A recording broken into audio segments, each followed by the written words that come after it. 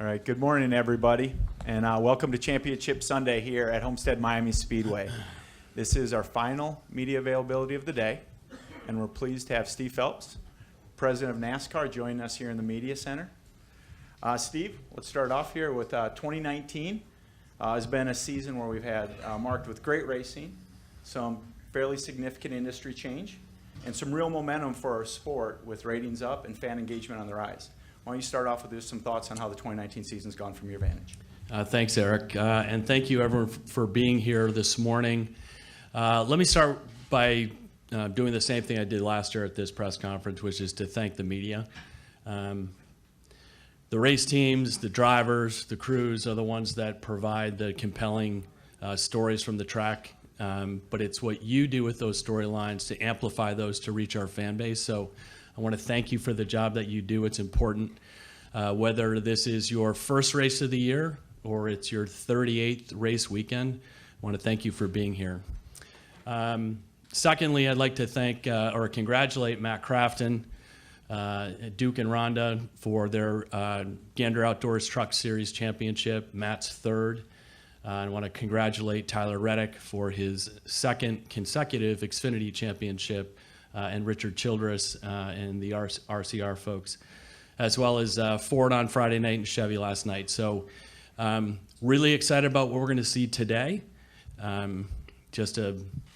These four drivers and what they've done to get here, I think, is incredible. I think we're going to see some phenomenal racing in front of a packed house and an unbelievable audience, both from a television standpoint and then digital and social. So with that, I will start to answer your question, Eric.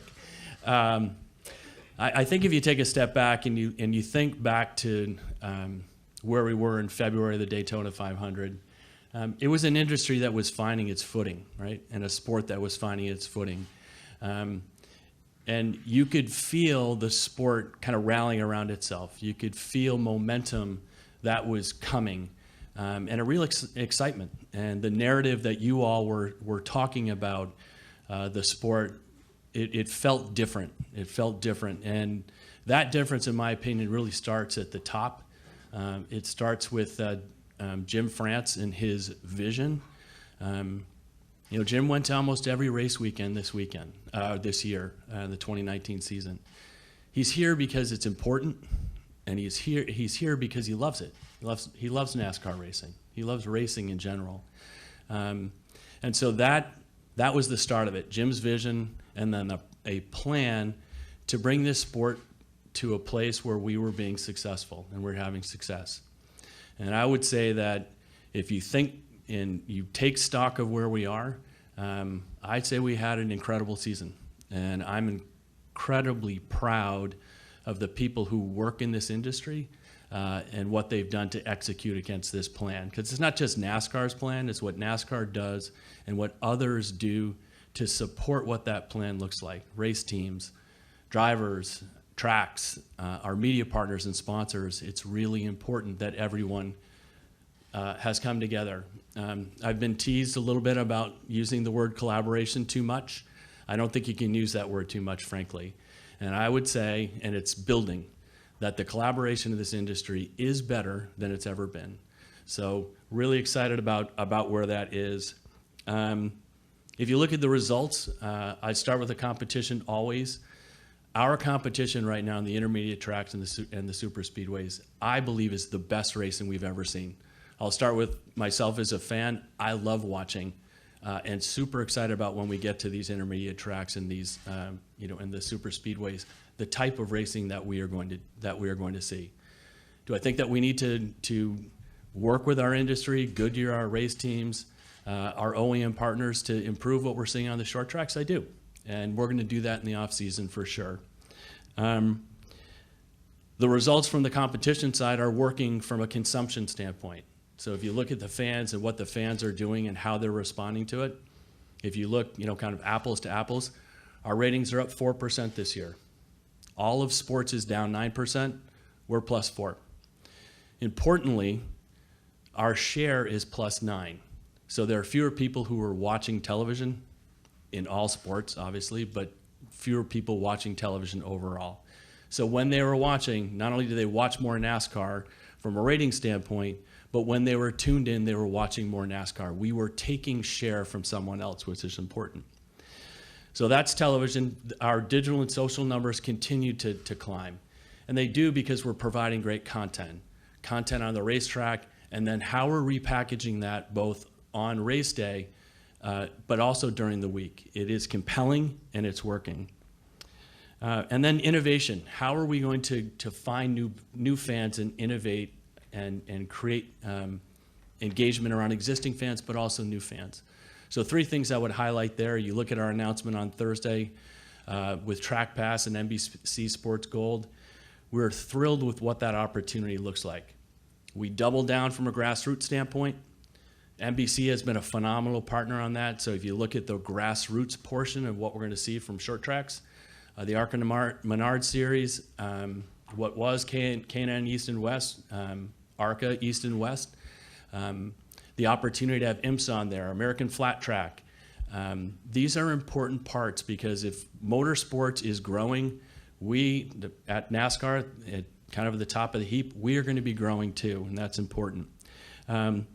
What's happened from a sports betting standpoint, we're just getting our footing on that. If you look at the what is the integrity portion of that and our relationship with Sports Radar, and then the distribution, that partnership we had with Genius Sports, they're important parts to continue to create engagement with our race fans.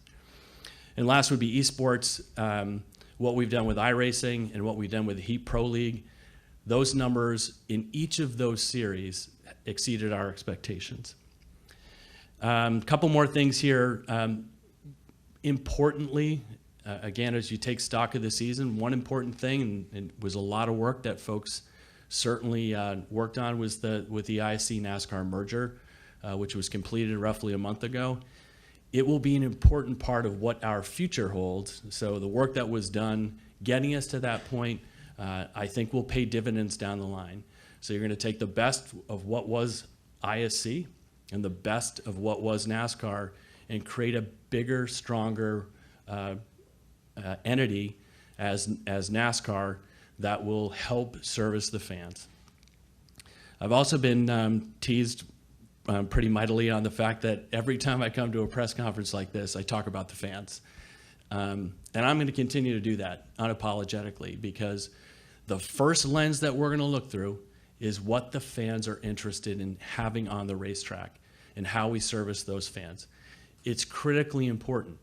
So our broadcast partners important, sponsors important, teams, drivers, absolutely. They're all important stakeholders. The most important stakeholder we have is our fan base. And then lastly, I just want to thank, I wanted to thank the media, which I did. I want to thank the industry. We've had a phenomenal season. 38 race weekends is a lot of race weekends. For me, it went very quickly. I can't believe we're already at our championship race here in Homestead on this Sunday and going to crown our new Monster Energy NASCAR Cup Series champion. Whether it's Kevin or Kyle or Martin, their second, or Denny's first, it's going to be phenomenal. But I do want to thank all the stakeholders, our race teams, their crews, our tracks, our media partners. Everyone bands together to create success in this sport, and I think that's exactly what we've done. So with that, I'll open up for questions. All right, thanks, Steve. As we open it up, raise your hand. We'll get a microphone to you. And as always, please state your name and affiliation. We'll start off with Jim, then we'll go to Jordan, and then Bob. Jim under motorsport.com. Kind of following up on your comments, there's been kind of a common theme with several people that have come into the media center this weekend, OEMs, drivers, team owners, about a more productive relationship with both you and Jim this season.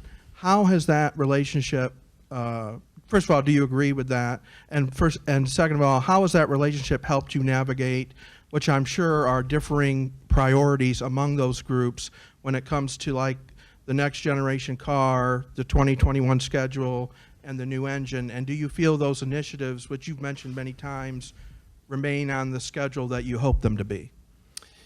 Yes, a lot there, Jim. So I will start by answering, do I think the collaboration and the fact that we have difficult things that we're solving for, and we have solved over the past year, do I think it's helped by having Jim France at the helm? I do. Again, it goes back to, he's the founder of NASCAR's son. We'll start with that. The second is there's not a two-way person in the garage doesn't believe that doesn't feel Jim's presence in the garage as well. So as we're looking to, get the next gen car, which yes is on schedule for a 2021 launch, or other things that might be not serve everyone's agenda, right? Because it's difficult to do that. Do we get, kind of an added boost because Jim is there? Yes, we do. All right, let's go to Jordan, and then Bob, and then Reed. Jordan Bianchi, The Athletic. Your recent comment suggests that it isn't set that ISM Raceway is going to host the championship weekend beyond next season. That said, the 2021 schedule is coming out in the spring. So what has to happen between now and the spring for Phoenix to be locked in as the championship weekend beyond next season? Well, Jordan, I think for us, we need to, as I said in my opening, we need to make sure that we are working with our industry, our teams, our OEMs, and Goodyear, to make sure that the racing we have in Phoenix, both in the spring as well as our championship next year, is as good as it can be. We are going to announce that 2021 schedule, as you said, in the spring, probably around April 1st, which is self-imposed deadline that we have for ourselves. Could that change, forwards and backwards a little bit? Could. But our promise to our fans, and we'll do it right here, is that we are going to provide the best racing we can at our short tracks. I think we've over-delivered on the intermediate tracks, and we will make sure that when we get to Phoenix in the spring, and some of the other racetracks that are short tracks that are going to have better racing. You say improve the racing on the short tracks. My question then is what steps are you going to take to do that? Because you have said, or NASCAR has said, that you're not going to change the rules package for next year. So what options are on the table? Yeah, I think that's, again, Jordan, we're going to work with our teams in order to figure out how we do that, work with our OEMs to figure out how we do that. There are some levers that we can pull. Everyone knows I'm not an engineer. I'm not going to play one now. But I am confident, having spoken to people who are far smarter than I am in this space, that there are things that we can do. So, and our teams are excited about trying to partner with us to figure out what that looks like. All right, good. Let's go with Bob, then Reed, then Jenna.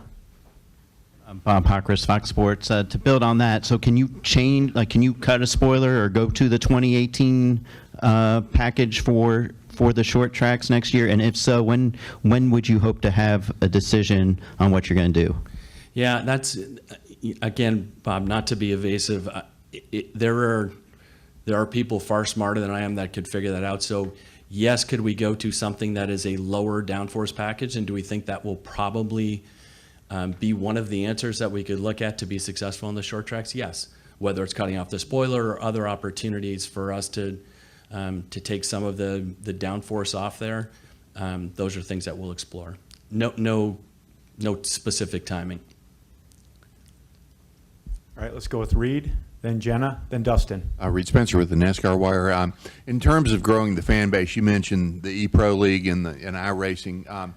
Are you seeing, or can you measure any sort of crossover or synchronicity between that and actual creating physical fans who come to the track and watch on TV? Yeah, I think it's difficult to do, Lee. So we've got a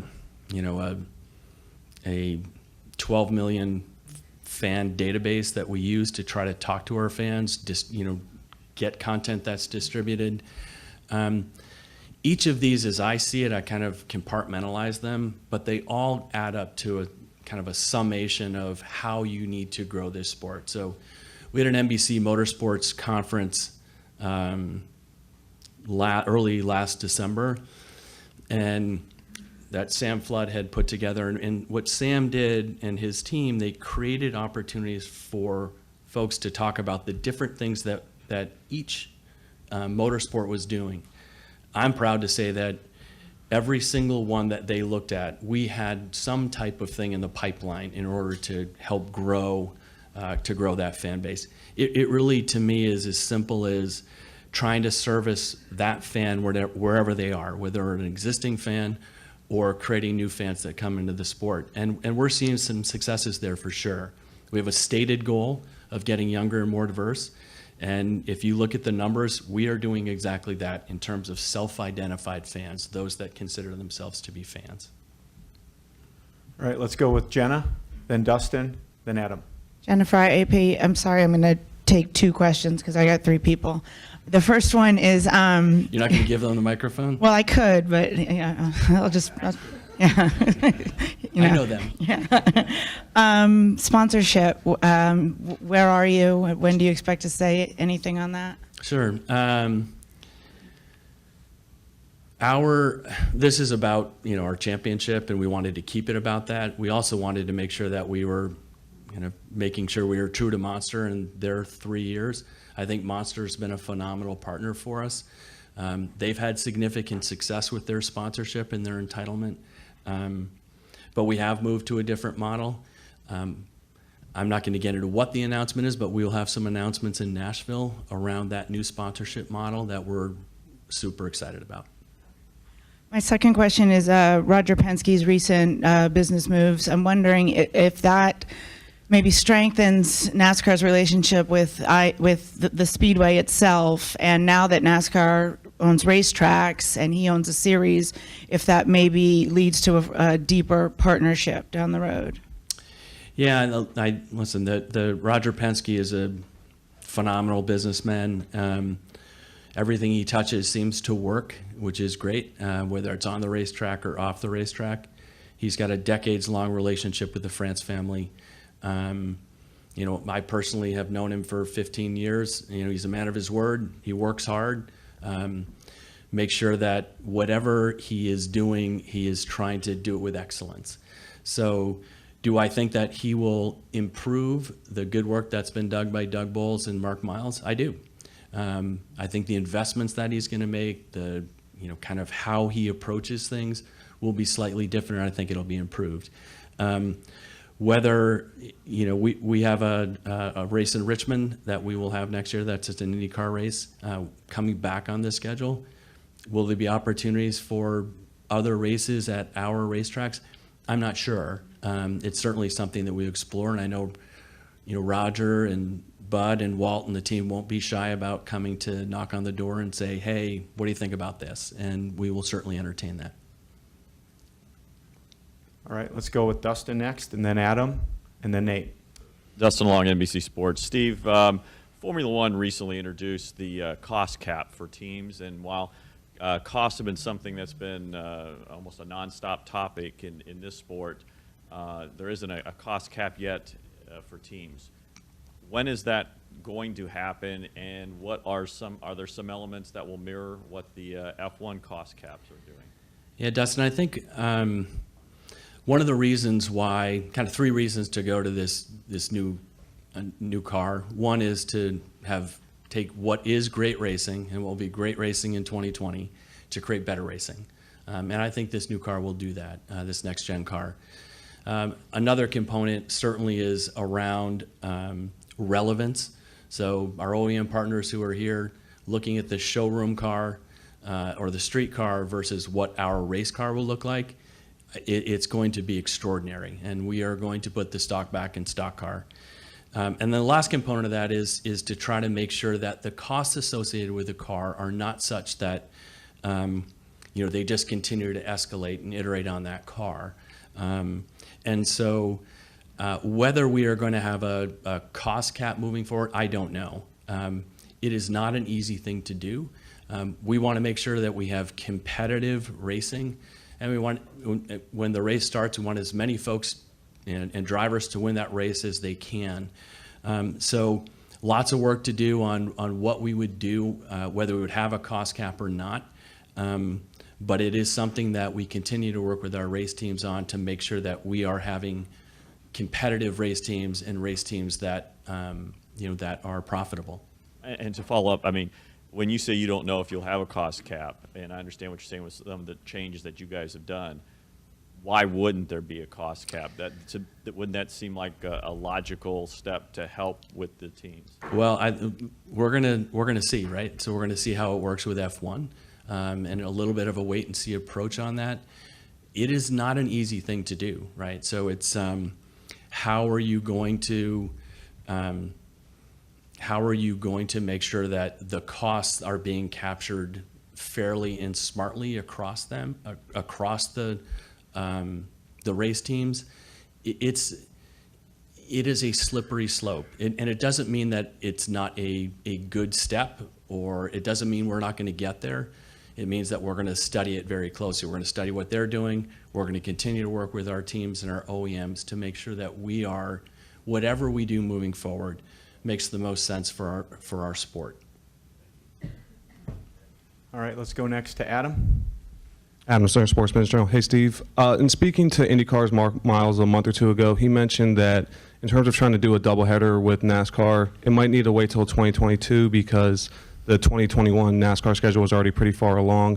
I was wondering if you could give whether it's an exact percentage or just a general sense of how far along the 2021 schedule is towards being done. Well, we're having a lot of discussions right now on the 2021 schedule, Adam, and we're looking at three things when we're looking at that race schedule. We're looking at where we're going to have the most competitive racing that we can have, where we're going to have full grandstands, and what does that market look like? Is it a new market that we can service? So there are a lot of discussions that are going on both internally and then with other owners of racetracks. Need to obviously work with Speedway Motorsports, need to work with the 3 independent tracks that we have, and then the tracks that we own as NASCAR now. And again, we'll look through that same lens. I think it's important to do that. This is the first time I'll go back to the fans. It really is about the fans, and we need to make sure that we are putting on compelling racing and having full grandstands when we're doing that. All right, let's go next with Nate, and then Jeff. Nate Ryan, NBC Sports. Steve, you said a couple of times that the next-gen car is on track for 2021. Can you give us some specific goalposts about some of the elements in that time frame, such as when will teams take delivery on the new car? When will vendors be selected and finalized in that process? And also there's talk that a NASCAR team is bidding to be part of this process and build a significant part of the car. Is NASCAR comfortable with that arrangement? So yes, the car is on schedule, as I said. With that said, right now we're going through an RFP process, and they're RFPing different parts of the car. So there are parts that fans frankly don't care where we're competing, and there are other parts that fans do care where we're competing. Same with our OEM partners, right? So there are certain things that they want to compete at, certain things they don't really care about. So right now we're in the RFP process. We were already we were on the track already at Richmond. We have another test that's coming up in a couple of weeks. When the teams will take delivery of that car, probably in the July timeframe of when the cars will start to be delivered. Do I think that I have to give a shout out to again, really the entire industry, because they're working collaborative, they're working together. So NASCAR runs the process, but there are teams that are involved, OEMs that are involved, and that's how we're going to be successful moving forward. With respect to those that are in the RFPs to build the car, I don't want to get into specifics about where that is. There would obviously need to be a separation between that race team and whatever either part or the vehicle itself that's being put together. So if there is a team that is interested in competing for what that's going to be, it would have to be kind of removed from what that organization is, if that makes sense. All right, let's go to Jeff next, and then Lee. Jeff Gluck from The Athletic. Steve, have you begun to engage any of your existing TV partners in talks about extensions? And if not, when do you expect that to start occurring? We have not, Jeff. We are through 2024. I would say that we've got two phenomenal media partners. I think you look at Thursday's announcement with NBC, it's just another important milestone for us or win for us to make sure that we are partnering with our media partners smartly. There are a lot of rights negotiations that need to happen in advance of ours. We will take a very measured approach to what we're doing. In the interim, we're going to continue to do what we're doing in order to engage the fan base and be smart about what those opportunities look like. Continue to grow ratings, continue to engage our media partners, whether it's an OTT platform like with NBC, or other content opportunities or promotional opportunities. So if you look at what we do from a marketing standpoint with our broadcast partners or our media partners, it's significantly different than it used to be. Joint creative, promotions from an affiliate standpoint, both from Fox and NBC standpoint. No other sport is doing that other than us with them. And I can tell you they're incredibly appreciative of, and it's working. So for us, it's building on the successes that we have. So whenever we do get to that point of sitting down with our media partners to talk about extension, they'll be absolutely eager to do that and then extend. All right, let's go with Lee next, and then Jerry. Lee Spencer, RacingBoys.com. Congratulations on your first year. Can you tell me, if you can critique yourself, what was your highlight? What do you want to work more on? And finally, has any manufacturer, we hear this talk every time this year, that this manufacturer is interested, that the other. Is there anybody right now looking to come into the sport in addition to the big three? Well, I'm not very good at the first about talking about myself, but I got plenty of critiques that I would go. Highs, I really, for me,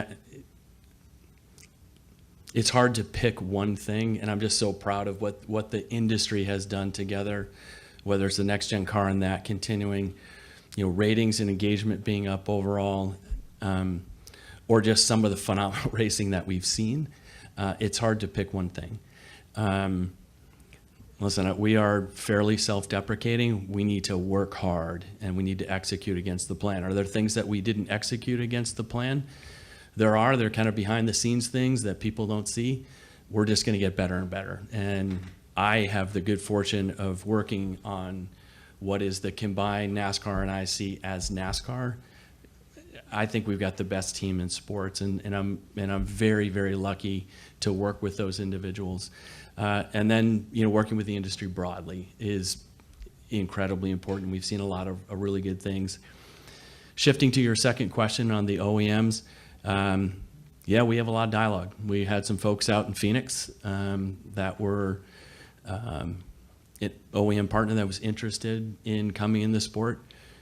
It's important for us. And we are working hard to try to determine kind of the timing of that, what that looks like, and what that partnership would look like moving forward, bringing someone in, because the world's a lot different than it was. We're trying to make it as easy as possible to have an OEM come in, plug in, and start to compete on the racetrack. All right, let's go to Jerry next. Jerry Jordan, KinglyTires.net. Along Nate's question about the new car, the engine, I kind of want to focus on the engine electrification and that model. There's been rumors and things about push to pass or stored energy, and then fans worry about taking away the combustion part of the engine. Can you just address some of those issues and what that model is going to look like? Sure. And I think Steve O'Donnell's talked about this quite a bit. I do think that for a new engine, that engine will have some type of electrification, some hybrid that will be part of it. It's kind of a follow to Lee's question. I don't believe we're going to have an OEM. In fact, I know it for a fact. We will not have a new OEM unless we change our engine. This engine's going to sound significantly the same as whatever the current engine is. So we're not going to have a bunch of electric cars going around. That's not what this is about. It's about having a relevant engine to our OE partners, both the existing Ford, Chevy, and Toyota, as well as whoever the new OEs that we're looking at. some form of hybrid, some form of electrification is going to be required. Whether it's stored engine or whatever that might be is down the line. But ideally, creating a single engine package as opposed to taking an engine and kind of choking the horsepower down is something that I believe we will ultimately get to. What that looks like, frankly, will be a discussion between ourselves and our existing OEs, because we need to make sure that we are taking care of them first and foremost before we get a new OEM into the garage. They have been incredibly supportive of that. So we've had a couple of different partners come to the racetrack, and we had some last week. We had a group that came when we were at Talladega, and each of the OEs showed them what they do. This is what Ford does. This is what we do at GM. This is what we do at Toyota. And that's incredibly helpful because they too want to be able to compete on the racetrack with other OEs. And when they came in here yesterday, they talked about each having identifiable engines, so that's would continue. Yeah, no question. I think it's really important for them to have not just a body style that looks like theirs. That never gets old, does it? But also an engine, right? And an engine that is their engine. And I think that will be an important component moving forward as well. All right, we're going to close out with one more question. We're going to end with Chris, please.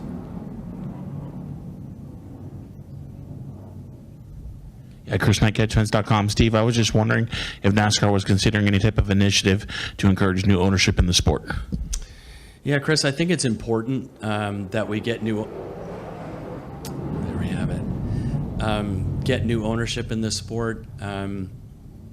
I do believe this next-gen car will help with that, frankly, because I don't think you're going to need to be a manufacturer, kind of manufactured as an OE or as a team, which will be a much easier model, I think, for them to say, hey, I see where this sport is going, and I think this next-gen car will be kind of at the center of getting new ownership into the sport. Great. Thank you, Steve. Appreciate your time on this. This is the end of the media availability. Everyone, let's have a great race day. Thanks so much. I appreciate it.